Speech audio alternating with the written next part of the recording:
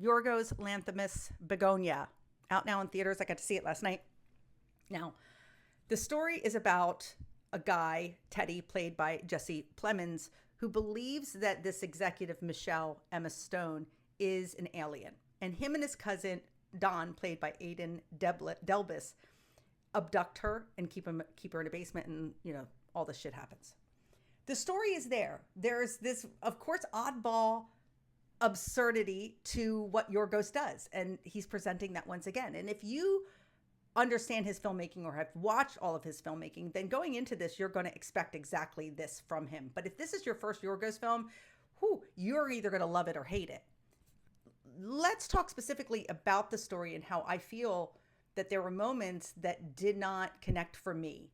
Specifically, the story with the sheriff. And so when you see it, you're going to understand what I'm saying. But there's this story and element of this guy, Casey, who is introduced into the story. And they never took it to where I understood what his role was. And again, this could be just me being stupid or something.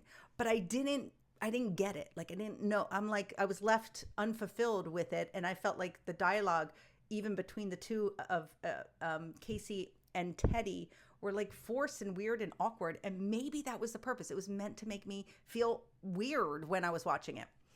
There is gore in this too. There is violence. So be prepared for that. That there are moments where I was just like, whoa, like, and it's in your face and you're just like, holy shit balls.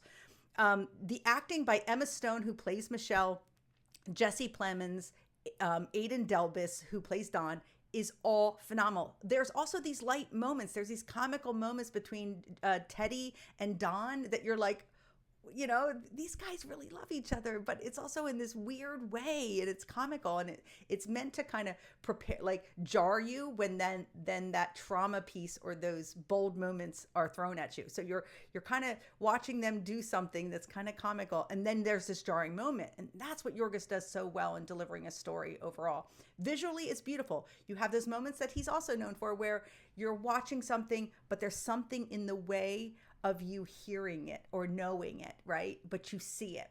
And he's doing that. He does it several times throughout this film. The downfall to this film, to me, was the ending. And that's what made me lower my score to this film, because I felt like it could have ended at a different place. And I would say the last 10 minutes of this film jumped the shark for me. But that's, once again, this sort of filmmaking that he does, which is kind of, dropping more on you. Like, how much more can you take in watching this film? How much more can be thrown at you in a film? And he does that.